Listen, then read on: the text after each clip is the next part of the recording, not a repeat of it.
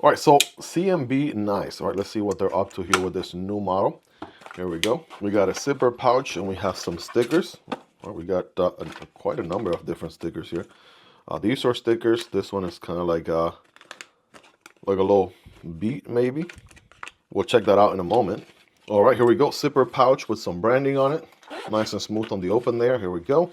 We got an orange wiping cloth. And then we have the knife here and some more silica gel.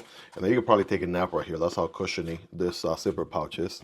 But here we go, guys. Ultim for the win. It is sealed. Attention, you are buying on knife. Keep the knife away from children. You're buying on knife. Okay. And oh man, come on now. Come on now, ladies and gentlemen, check it out. I want to say there's two school of thoughts for Ultim, and I'll show you exactly what I mean in a second. I feel like some Ultim materials or PEI in some cases can be a little bit on the opaque side, like not as much reflectivity to them. And then there's some Ultim that can be polished and then it gives a little bit of reflectivity to it. This one's going to be a little bit more on the less reflective side, but it does have a very nice diagonal milling, which is what I love to see. Not only does it give you grip, but it looks nice. Ultim is a see-through material, so we can see the milling here on the inside on those liners, right? Same thing on the opposite side. Looks like we have a little switch right here. We're going to be checking out what that is all about. Obviously, I can't engage it while the knife is folded. The pocket clip, it is actually reversible on the other side, so kudos to CMB for that. Here we go. Indeed, Lucky is the name on it, and it's going to be 14C 28 in steel, and it is PEI. So yeah, anytime you hear me say Ultim, right, I'm talking about PEI, so not trying to be extra technical. You guys know what I'm talking about. Thumb stud deployment on this one, recessed liners, right, PEI, backspacer back there, and you get a little linear solution as well. But let's go ahead and get it deployed. Oh, bam! All right, there is the blade. Beautiful stone wash. Again, 14C 28 in steel with the clip point. All right, we're gonna go clip point geometry on this one. All right, I think so. I think that's fair. Check that out. Right, as far as blade to handle ratio, I think we have a finger choil here, so that should translate to some good ergos. And you're still getting a good amount of cutting path, no doubt. All right, handle looks pretty solid there for ergos. We'll check that here momentarily. As a liner lock, we have not necessarily a ton of access from the show side, but it is actually nice and easy to disengage. Oh yeah, that is pretty solid. And that engagement, by the way, in case you're wondering, we're looking at maybe, maybe 30, 40%-ish. I typically don't like milling on the liner, but that's actually done pretty good. I don't mind that at all, right? Some nice tiny circles. That is pretty solid. Then as far as the close, oh man, come on now, hold on. Hold on now, like does it have to be this drop shotty? And just listen to the final click. Oh man, come on now. Now we do have a situation where we have a stop pin back here, and somebody's gonna be like, well, how close is it to the edge? And let me tell you, fam, we are nowhere close, and I'm glad we can actually get a good look here. We are nowhere close to where the edge is. We're actually probably the same thickness and a half of that stop pin way in here. And maybe there's some marking on the blade, maybe not. But yeah, we can actually see it here. It's about right there is where the stop pin is going to hit. So you have about that much worth of blade, not to mention, obviously, you have a great plunge grind situation going on here where my nail is. So that's also very solid, extremely solid in my book. Ooh, man, and the action is, gotta give you that. Oh, man, action is sweet, right? Spidey flick off of the meat of the middle finger.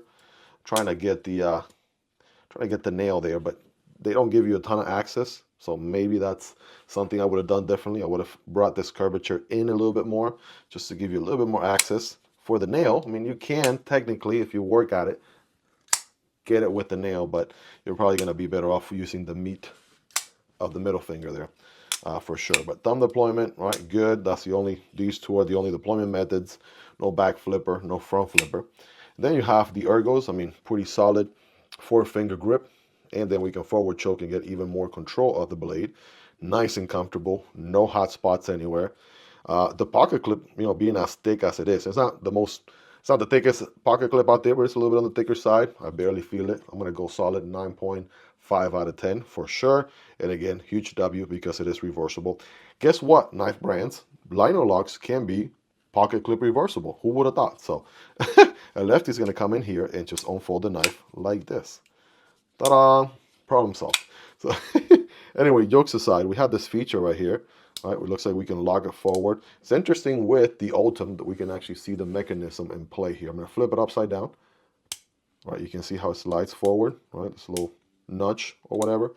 We even have icons, right, for the lock unlock. Right, you slide it forward to lock, then you slide it back to unlock. So while it is locked, oh yeah, there is no movement on that liner at all.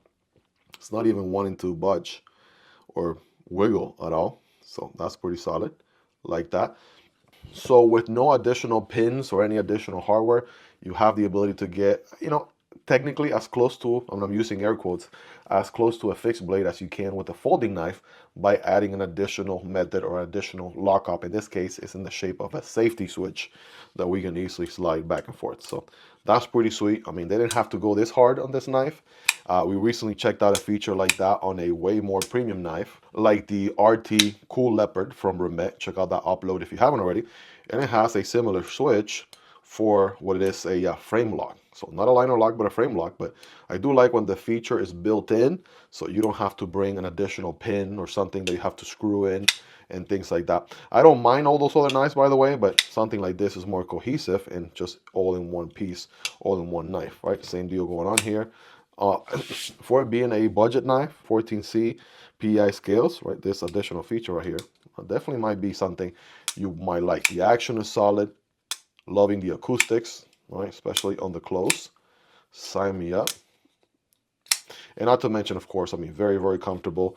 The Ultim feels very nice on hand. So, yeah, if you're going to get an Ultim or PEI knife, this one's definitely up there with some contenders for sure. Here's what I was talking about earlier, right? So we got this one here.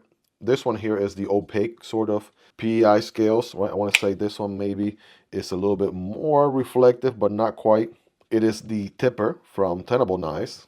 And then we have something like the new Glideman from Ferramonster. This one's a DBD edition. You can see this one has a little bit more reflectivity. So there's two different school of thoughts on PEI/Ultim. One being a little bit reflective, right? Another one being less reflective, more opaque, right? And this one is a little bit of a halfway in between the two, more or less. I mean, you're still getting the PP color, like Tri-State likes to call it, and of course the see-through nature of it. So check it out right there. 3 different Ultim knives. If you're into Ultim knives, right, sound off in the comments. Let me know what is your favorite Ultim knife that you own in your collection or you aspire to buy or get in the very near future, right? Absolutely let me know. And really quick rapid fire, by the way, those stickers are going to be, right, let me get in here. We have kind of like, I'm sure I'm going to get the breed wrong. It looks like a golden retriever to me, right, with the Lucky in its jaw here. This one has a Santa hat. This one has a cap, kind of like Buddy, right, from the Buddy movies. Then we got, oh, some crazy going on here. CMB knives. That looks pretty nice, like some graffiti style. And bam, there is the Lucky. Nice little sticker there. Very, very cool. This other one has, again, kind of like I don't know if it's like a Christmas tree. Definitely feels like it, right? With the whole Christmas theme, kind of like a Christmas tree style, a little ornament, if you would. So I can't think of anything better, but yeah, it's kind of like made of maybe cardboard or not, right? I stand corrected.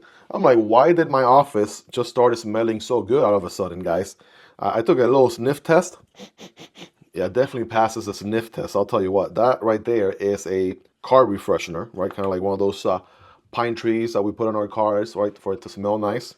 That's what we got going on here, a car refreshener here, bringing some good smell, some good odors to your vehicle, or in this case, gonna be in my office. I'm like, man, it has never smelled this good in here.